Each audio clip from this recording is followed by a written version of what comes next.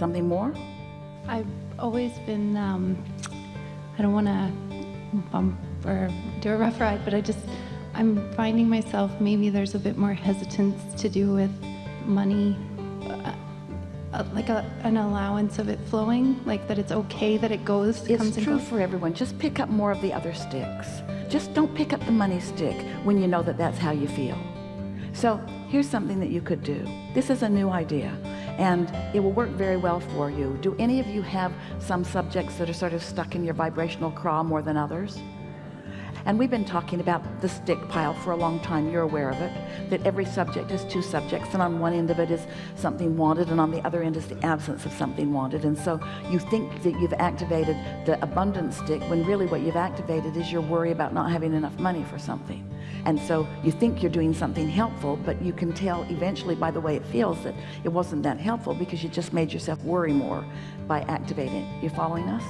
So now let's do something different with these sticks. Let's pick up the money stick, and on this end of the stick, let's call this the manifestation. Let's call this vibrations turning to thoughts, and thoughts turning to things, and those things are money, and that's on that end of the stick. So carve on that end of the stick. Use your, Esther remembers it from grade school, use your hot little tool that carves into wood. What do you call it? A wood burner? Don't touch it to your tongue. Just carve on the end of the stick. So on that end of the stick, you would write the word money. And on the other end of the stick, you're going to carve happy, freedom, fun, ease, flow. You're going to find the emotional equivalent that you can accomplish by parking your truck and sitting on a fence and just looking out. That was abundance of enormous proportion. And it was right at your fingertips. And you didn't have to do anything different. And so it turns out that everything that you want, everything that anybody ever wants, is because they think they'll feel better in the having of it.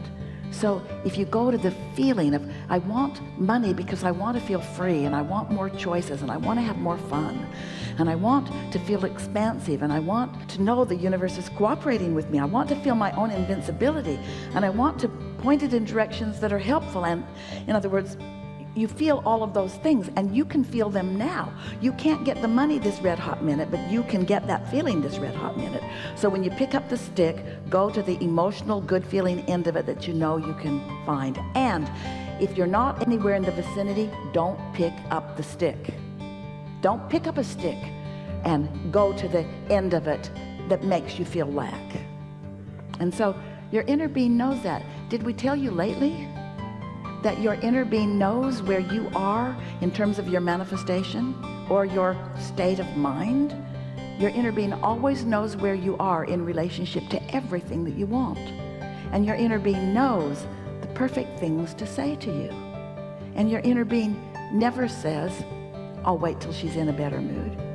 Your inner being just always goes for it. Your inner being never stops giving you the revelation, but you got to do something about the realization of it, which means you could serve yourself very well by just deciding, I'm just going to be a happy girl today. I'm just going to feel as good as I can feel.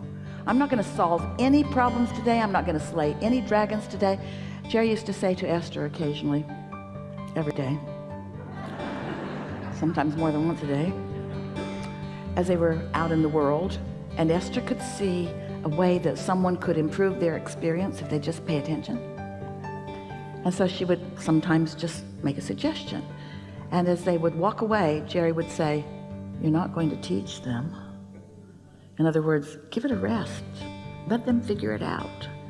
Don't fix all the problems or slay all the dragons or you're making the world a better place. You can't help it. But you got to be in connection with the energy that feeds the world before you can offer anything anyway. And so We're not wanting to make you feel responsible to find alignment.